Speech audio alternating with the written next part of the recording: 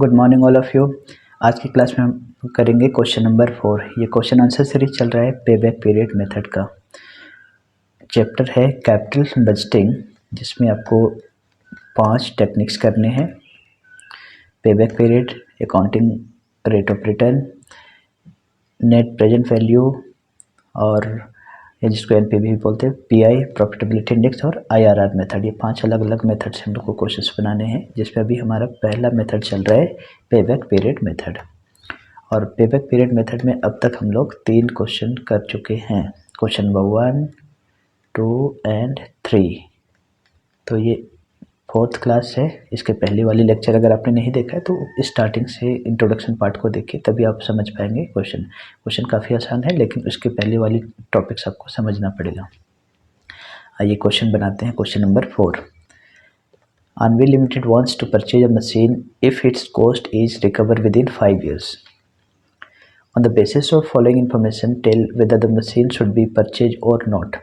देखिए, अभी तक क्वेश्चन हम लोग 3 क्वेश्चन बनाए थे, उसमें केवल और केवल हम लोग क्या किए थे, पे बैक पीरियड निकाले थे। बट इस क्वेश्चन में आपको डिसीजन मेकिंग करना है, डिसीजन लेने हैं, फैसले लेने हैं कि मशीन खरीदना चाहिए कि नहीं। सवाल बोल रहा है कि अनविल लिमिटेड है, वो एक मशीन खरीदना चाहता है, अगर उसका पैसा 5 साल में वापस हो जाए तो जो कंपनी है वो मशीन तभी खरीदेगा जब उनके पैसे जो अभी इन्वेस्ट कर रहा है वो 5 साल के अंदर में वापस आ जाएगा तब। तो आपको कुछ इन्फॉर्मेशन दिया हुआ है और आपको बताना है कि आप बताइए, इस इन्फॉर्मेशन के बेसिस पे कुछ कैलकुलेशन करिए और फिर बताइए कि मशीन खरीदना चाहिए या नहीं खरीदना चाहिए। तो डिसीजन मेकिंग कैसे करना होता है, डिसीजन मेकिंग कैसे करना होता है, पहले पे बैक पीरियड निकालेंगे और पे बैक पीरियड निकालने के बाद हम देखेंगे कि ये क्वेश्चन में क्या बोला गया, अगर 5 साल से पहले मशीन का पैसा वापस आ जाता है तो खरीदना है। तो अगर पे बैक पीरियड निकालते हैं, लेट अस सपोज पे बैक पीरियड निकालो, पे बैक आया हमारा 6 ईयर्स।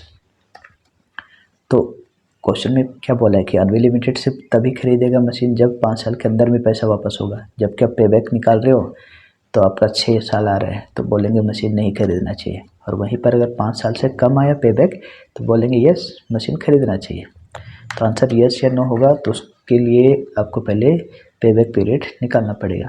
और आप जानते हो पे बैक पीरियड निकालने के लिए हमारे पास फार्मूला क्या है, initial investment by cash inflow. 2 चीज़ें चाहिए, इनिशियल इन्वेस्टमेंट और कैश इनफ्लो। इनिशियल इन्वेस्टमेंट का मतलब होता है कि आपको मशीन में कितना खर्चा हुआ, कॉस्ट ऑफ मशीन खरीद रहे हो, उसकी दाम कितना है, 50 लाख रुपया, तो ये इनिशियल इन्वेस्टमेंट है। उसके बाद आपको चाहिए एनुअल कैश इनफ्लो, तो एनुअल कैश इनफ्लो तो निकालना पड़ेगा। तो एनुअल कैश इनफ्लो के लिए आपके पास प्रॉफिट क्वेश्चन में दिया हुआ है, ये देखिए, एनुअल अर्निंग फ्रॉम मशीन से एनुअल अर्निंग कितना हुआ है, 25 लाख रुपया। तो लिख दो यहाँ पर एनुअल अर्निंग। ये क्वेश्चन थोड़ा डिफरेंट है, 25 लाख रुपया एनुअल अर्निंग, या हर एक साल आपकी जो अर्निंग्स हो रही है, सेल हो रही है बोल सकते हो, या ये मशीन कमा के कितना दे रहे हैं, 25 लाख रुपया।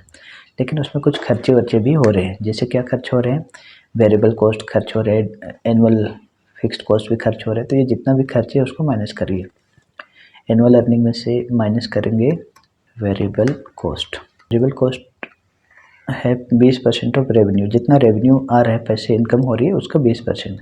तो 25 लाख रुपया की अर्निंग्स हुई है, उसका 20% तो चला जाएगा वेरिएबल कॉस्ट में। जैसे मशीन वगैरह है तो उस पर बिजली के खर्चे, पेट्रोल के खर्चे, इन सबको बोलते हैं वेरिएबल कॉस्ट। तो बचा 20 लाख रुपया। वेरिएबल कॉस्ट को माइनस करने के बाद माइनस करते हैं फिक्स्ड कॉस्ट। एक एक करके सारे कॉस्ट को माइनस करो। फिक्स्ड कॉस्ट दिया हुआ है 1,30,000। तो कॉस्ट आप जानते हो 2 टाइप का होता है, एक वेरिएबल और एक फिक्स। कोई ऐसे खर्चे जो मशीन चले ना चले उससे कोई फ़र्क नहीं पड़ता है, उसको बोलते हैं फिक्स खर्चे। जैसे मान लो किसी मशीन को आप चला रहे हो, तो जिस मशीन को चला रहे हो जहाँ मशीन रखे हो उस कमरे का रेंट, तो मशीन चलाओ या ना चलाओ रेंट तो देना पड़ेगा, तो ये फिक्स है। मशीन की इंश्योरेंस करा रखी है, मशीन चले ना चले उस पर इंश्योरेंस के पैसे लगेंगे ही लगेंगे, वैसे खर्च को बोलते हैं फिक्स कॉस्ट। और मशीन के चलने पे या नहीं चलने पे डिपेंड होता है, वैसा खर्चे को बोलते हैं वेरिएबल कॉस्ट। तो ये भी माइनस कर दीजिए। 20 लाख में 1,30,000 माइनस कर देंगे तो बचेगा 18,70,000 रुपये। इसको बोलते हैं earning before interest and tax, EBIT। जो रेवेन्यू होता है, इनकम होता है, उसमें से वेरिएबल कॉस्ट और फिक्स कॉस्ट माइनस करने के बाद जो प्रॉफिट बचता है उसको earning before interest and tax बोलते हैं। तो खैर यहाँ इंटरेस्ट वगैरह का कोई चक्कर तो है नहीं, बट अब आपको जो बताए थे स्टेप उसको फॉलो कीजिए। क्या फॉलो करना है? जो अर्निंग्स दिया हुआ है उसमें से दो चीज़ों को ध्यान रखना है, डेप्रिसिएशन और टैक्स। तो डेप्रिसिएशन पहले माइनस करना है, फिर टैक्स माइनस करना है, और उसके बाद वापस से डेप्रिसिएशन को ऐड करना है। ये पिछले 3 क्वेश्चन हम लोग किए हैं उसमें सेम चीज़ें कर रहे हैं, तो वही चीज़ यहाँ भी करना है। पहले माइनस करेंगे डेप्रिसिएशन। डेप्रिसिएशन बोलकर कोई क्वेश्चन में डायरेक्ट नहीं दिया हुआ रहता है, वो भी हमें निकालना पड़ेगा। तो क्वेश्चन में कैसे बनाएंगे ये तो क्वेश्चन की सिचुएशन पे डिपेंड करती है कि क्वेश्चन जैसा होगा उसके हिसाब से बनाते चलेंगे। पहले से प्री डिसाइडेड नहीं होता कि एकदम ऐसे ही बनाना है, आपको सिचुएशन के हिसाब से सॉल्व करना होगा। जैसे मान लो डेप्रिसिएशन दिया हुआ रहता तो नहीं निकालना पड़ता। तो यहाँ पर एनुअल डेप्रिसिएशन कैसे निकालेंगे? Cost of machine minus scrap value या सेल्वेज वैल्यू, जो वर्ड है वही लिखिए, सेल्वेज वैल्यू, उसी को स्क्रैप वैल्यू बोलते हैं, by estimated life of machine.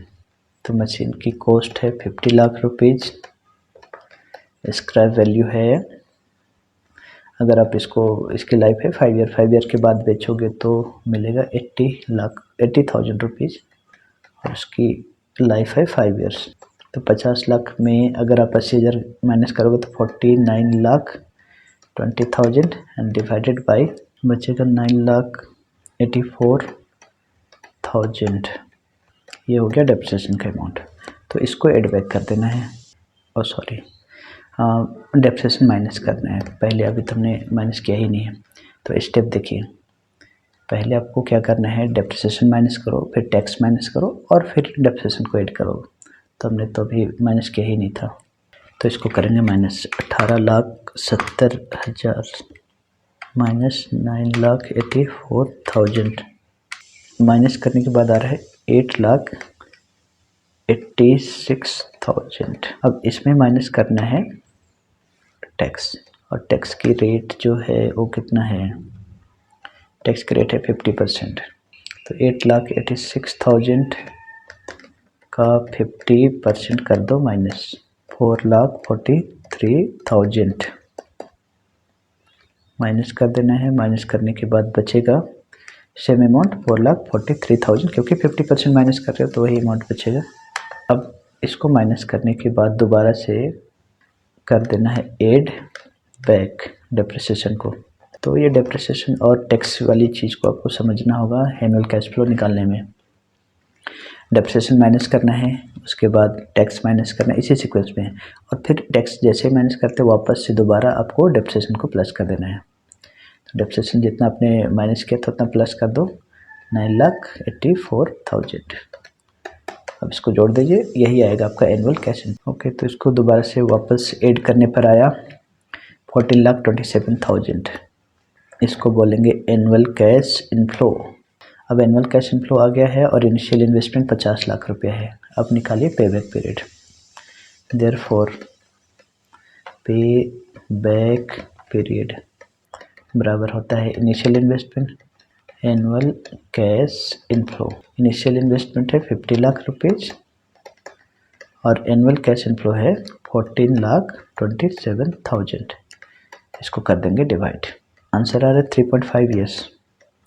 तो अगर आपको क्वेश्चन में केवल पे बैक पीरियड निकालने बोलता तो हमारा आंसर आ गया था, बट क्वेश्चन में आपको डिसीजन मेकिंग करने बोला है, मतलब आपको फैसले लेना है, बताना है। देखिए लिखा हुआ है tell whether the machine should purchase और नॉट, मशीन खरीदना चाहिए कि नहीं खरीदना चाहिए। कंडीशन क्या था कि Anvil limited wants to purchase a machine if it's cost is recover with 5 year. इसका जो कॉस्ट है 50 लाख रुपये उन्होंने जो लगाया है मशीन में, वो अगर 5 साल के अंदर अंदर रिकवर हो जाएगा तभी लगाएंगे बोला था।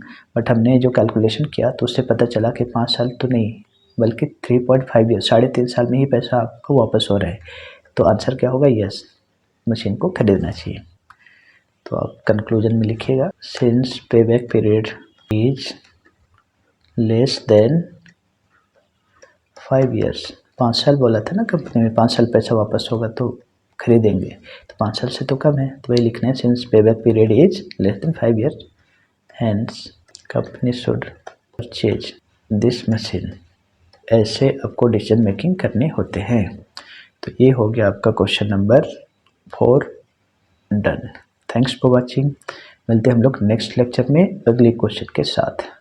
Thank you.